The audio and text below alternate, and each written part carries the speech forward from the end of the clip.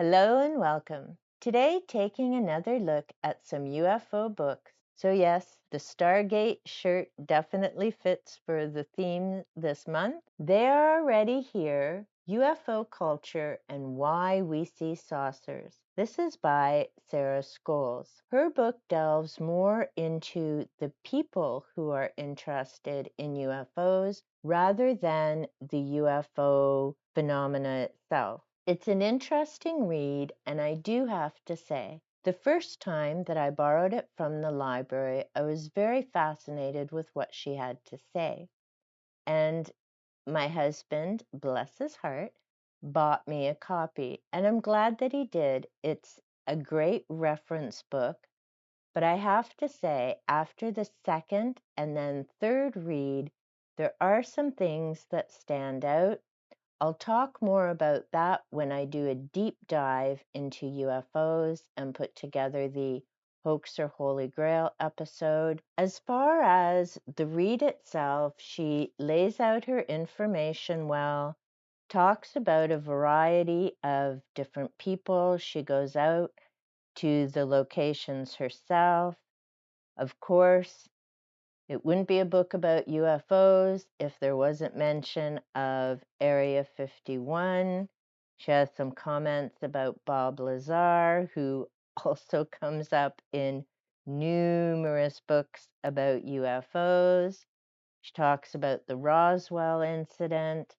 Of course, the ranch in Utah ends up being mentioned here, and Robert Bigelow. The one thing that stood out for me, having read Hunt for the Skinwalker and Skinwalkers at the Pentagon, is when she is talking about the ranch and Bigelow and the funding, she doesn't mention the correct agency that received the money. That stood out for me, as on the back cover, she is a science journalist, a contributing writer to different magazines, the different places her work has appeared. She was an editor of a magazine. She's worked at the National Radio Astronomy Observatory. She's the author of Making Contact. I mean, this lady has connections to get the information right. For me, that stands out because this book was published in 2020, just the year before Skinwalkers at the Pentagon. But the information for who actually got the funding to investigate at the ranch, when you consider the connections all these people have, she must have been able to find out the right agency. So to me, that put some of the other things that she said into question. There are a number of different things that I need to continue checking out. One bonus to this book was coming across the name Chris Rakowski. He is an astronomer in Manitoba, Canada, and he has been putting together the Canada UFO Survey for a number of decades. Recently, I watched him on Nighttime Podcast talking about the latest survey and changes coming up there. There are some other names I'll be looking into. She also talks about a website called The Black Vault. That's where you can check out a lot of different information about UFOs.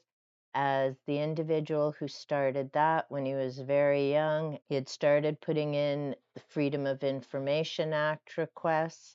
As of this writing, he was up to 9,000, which, if you crunch the hours, that's probably someone full-time tracking down the information that just he requests. He, in turn, has put all that information together and put it up on his website, The Black Vault.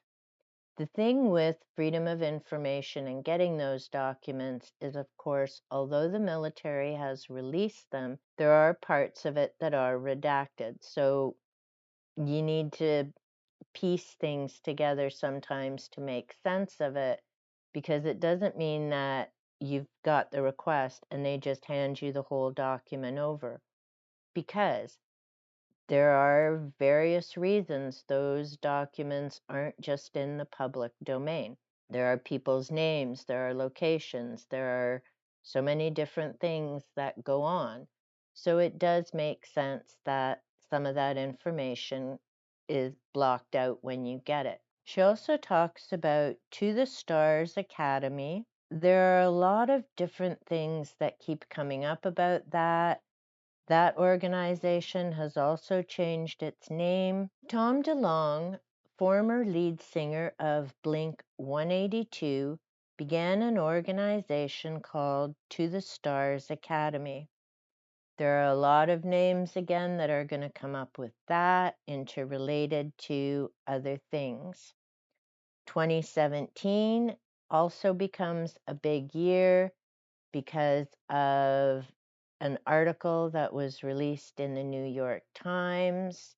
On the inside cover, it says, more than half a century since Roswell, UFOs have been making headlines once again. On December 17, 2017, the New York Times ran a front-page story about an approximately 5-year-long Pentagon program called the Advanced Aerospace Threat Identification Program.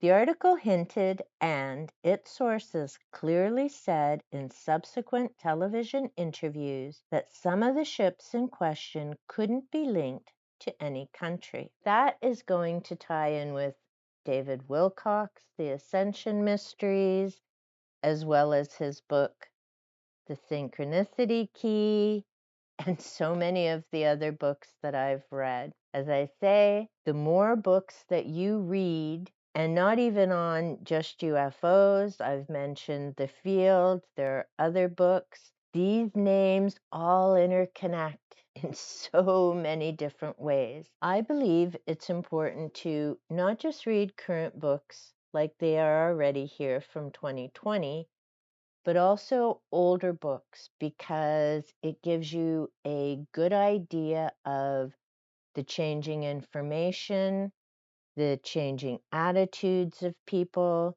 Different things have come to light since, say, the 1970s and the 1980s. The funny thing is, I recently picked up The Bermuda Triangle by Charles Berlitz.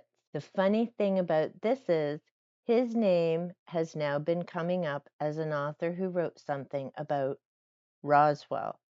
That book I didn't read in the past, but I do remember reading this. And because the Bermuda Triangle connects in with different electrical components, different things that have disappeared, ships, planes, it certainly isn't the only location on the planet where that type of thing happens. There are issues with electrical things related to UFOs, the other event of abductions. So again, all these different things tie in with different theories, different ideas, and I just find it fascinating to read the different things, see where different things connect. I enjoy reading a book where an author isn't promoting their own theory and cherry picking, expecting you to believe what they're telling you. At the back, she does have selected references, but they're not set out neatly chapter by chapter like they were in Hunt for the Skinwalker. So, different styles, different ways of presenting information. If you are interested in UFOs, the people who are studying them, interested in them, making a living from the theories and thoughts about them, then They're Already Here is a good read.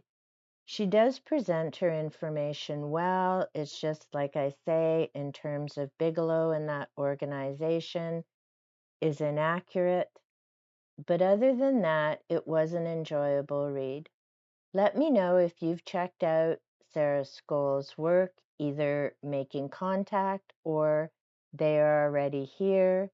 If you have any UFO books that you enjoy or authors you've found enjoyable to read, let me know in the comments down below, as I do enjoy reading a variety of different viewpoints. And until next time, Keep your eye on the sky and take good care.